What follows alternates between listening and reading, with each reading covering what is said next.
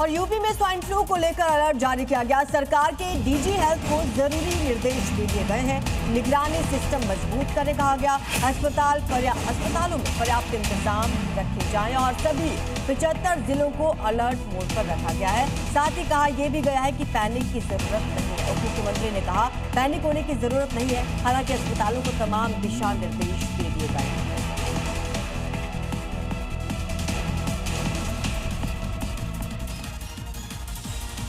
Saudi अरब, पाकिस्तान और तुर्की में मक्का pact के बाद अब इस समझौते की अग्नि परीक्षा का समय भी आ गया है, क्योंकि यमन में ईरान के सहयोगी हूती विद्रोहियों ने सऊदी अरब के पास कच्चे तेल के टैंकर पर अटैक कर दिया। इसके बाद सबकी निगाहें सऊदी के साथ तुर्की और पाकिस्तान पर भी,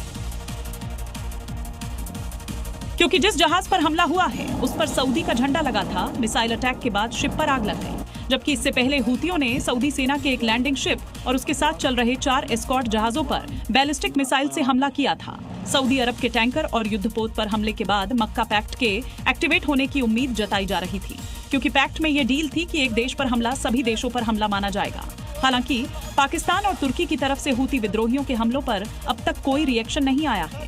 और ट्रंप ने ईरान के खिलाफ सख्त प्रतिबंधों का ऐलान कर दिया है। इसके लिए ट्रंप अपने सहयोगियों से मदद मांग रहे हैं, जबकि ईरान ने अमेरिका और उसके लगाए प्रतिबंधों में मदद करने वाले देशों की जवाबी कार्रवाई की धमकी दी है।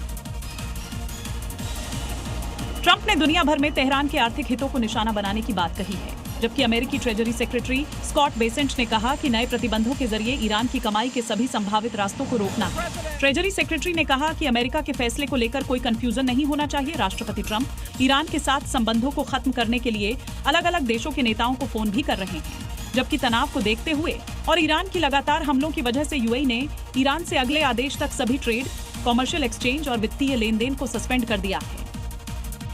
मॉस्को में विदेश मंत्री एस जयशंकर ने राष्ट्रपति पुतिन से मुलाकात की। उन्होंने पीएम मोदी से जल्द मुलाकात के साथ ही दोनों देशों में तेजी से बढ़ते व्यापार को लेकर प्रधानमंत्री की जमकर तारीफ की। पुतिन ने कहा कि पिछले साल भारत और रूस के बीच व्यापार में गिरावट आई थी, लेकिन अब इसमें तेजी से सुधार हो रहा है। उन्होंने इस तेजी से बढ़ते व्यापार और सुधार के लिए प्रधानमंत्री मोदी की भूमिका की खास तौर पर तारीफ की है। पुतिन ने जयशंकर से कहा कि वह प्रधानमंत्री मोदी से जल्द मुलाकात की उम्मीद कर रहे हैं। एससीओ समिट के दौरान दोनों नेताओं की मुलाकात हो सकती है। इसके साथ ही रूस ने खाद की आपूर्ति बढ़ाने की बात कही है, जिससे भारत में किसानों को बड़ी राहत मिलेगी। दाम न बढ़ने के साथ ही समय पर खाद भी मिल पाएगी।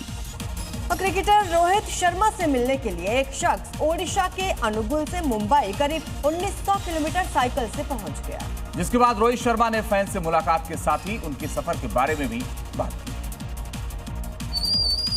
22 वर्षीय सुनील राउत अपने फेवरेट और आइडियल क्रिकेटर रोहित शर्मा से मिलने के लिए साइकिल से करीब 1900 किलोमीटर की दूरी तय कर 15 दिन में मुंबई पहुंचे।